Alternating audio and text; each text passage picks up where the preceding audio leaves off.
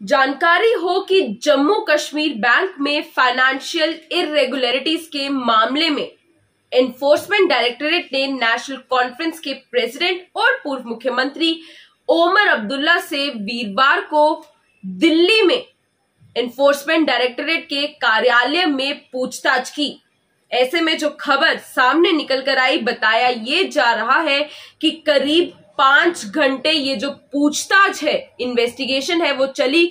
और ऐसे में 12 वर्ष पूर्व मुंबई में जेके बैंक की बिल्डिंग की खरीद में जो इरेगुलरिटीज देखी गई थी, उसी स्कैम से संबंधित सवाल जवाब जो है वो किए गए।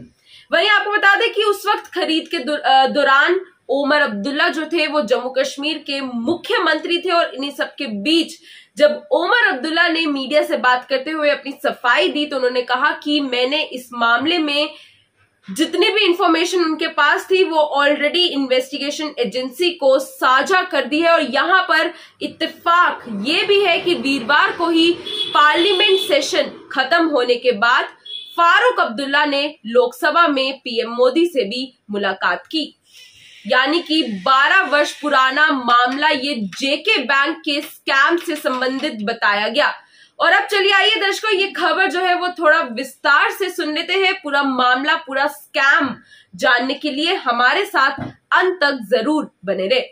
आपको बताते चले कि ओमर अब्दुल्ला वीरवार सुबह करीब 11 बजे जांच एजेंसी ईडी के मुख्यालय में पहुंचे और पूछताछ में शामिल हुए। 5 घंटे की ये पूछताछ बताई गई। वहीं ईडी ने इसी साल ही ये केस जो है वो दर्ज किया है।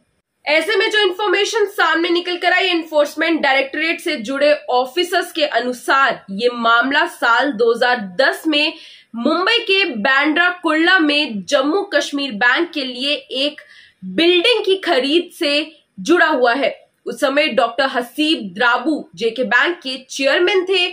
और जहां तक प्रॉपर्टी की खरीद की बात है, तो डॉक्टर द्राबू ने 2 सदस्यीय समिति जो है वो इसके लिए बनाई। कमिटी को मुंबई में बैंक के लिए भवन चूज करने को कहा गया था। और उसके बाद आपको बता दें कि इस कमिटी की सिफारिश पर मुंबई में प्रॉपर्टी खरीदी गई। ऐसे में ये अब बैंक की सबसे बड़ी प्रॉपर्टी बताई गई है। और इसके अलावा जानकारी दे दे कि ओमर अब्दुल्ला का क्या लेना देना है इस मामले से, तो ईडी के ऑफिसर्स को यह बताया गया कि बिल्डिंग की खरीद में तत्कालीन मुख्यमंत्री की भूमिका सिर्फ बैंक के चेयरमैन की नियुक्ति को मंजूरी देने तक सीमित थी। और ऐसे में ही ओमर अब्दुल्ला से पूछताछ की गई। लगभग 5 घंटे तक चली इस पूछताछ के बाद मीडिया से जब बात की गई, तो ओमर अब्दुल्ला ने बताया कि आरोप लगाया कि ईडी केवल ये दिखाना चाहता था कि उन्हें एक घोटाले में बुलाया गया था।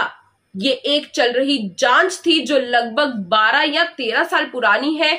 मुझे पूछताछ के लिए बुलाया था। ओमर अब्दुल्ला ने ये भी बोला कि यही नहीं बताऊंगा कि वास्तविक घोटाला क्या है। एक्चुअल में ये आप जानकारी जो है वो ईडी से ही ले सकते हैं।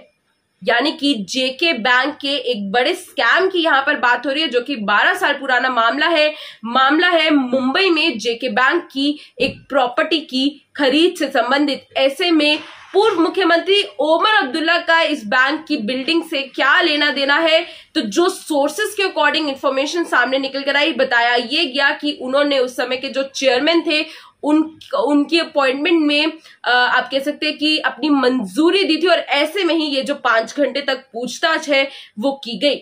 ओमर अब्दुल्ला ने काफी आरोप भी जो है वो इन्वेस्टिगेशन एजेंसी पर लगाए। वहीं दूसरी ओर दर्शकों, आपको ये बताना बहुत जरूरी है कि जब एनफोर्समेंट डायरेक्टरेट से बात की गई, तो ऑफिशियली उन्होंने कुछ भी बताने से इनकार कर दिया। लेकिन हाई लेवल सोर्सेस के अकॉर्डिंग ओमर अब्दुल्ला से जम्मू कश्मीर बैंक के कामकाज, विभिन्न पोस्ट पर अपॉइंटमेंट्स के तरीके, लेन देन के मामले, माफी करने की नीति और कई गुना बढ़े हुए खर्चे के साथ ब्रांच खोले जाने की प्रक्रिया के बारे में पूछताछ की। ये सभी सवाल जो है वो उनसे पूछे गए। साथ ही साथ उनके मुख्यमंत्री रहने के दौरान की गई कुछ अपॉइंटमेंट्स के बारे में भी सवाल जो है वो उनसे पूछे गए। पूछताछ के बाद उमर ने साफ किया कि उनसे आरोपित के रूप में जो पूछताछ है वो नहीं की गई। तो दर्शकों, ये थी पूरी खबर आपके समक्ष। एक इंपॉर्टेंट अपडेट जेके बैंक के एक स्कैम से संबंधित, जिसमें ओमर अब्दुल्ला का नाम जो है वो सामने निकल कर आया। फिलहाल ये थी पूरी खबर। अगर इसी स्कैम से संबंधित और अपडेट सामने निकल कर आती है तो हम आप तक जरूर पहुंचाएंगे। तब तक के लिए देखते रहें सच न्यूज नेटवर्क। दीजिए इजाजत। जय हिंद।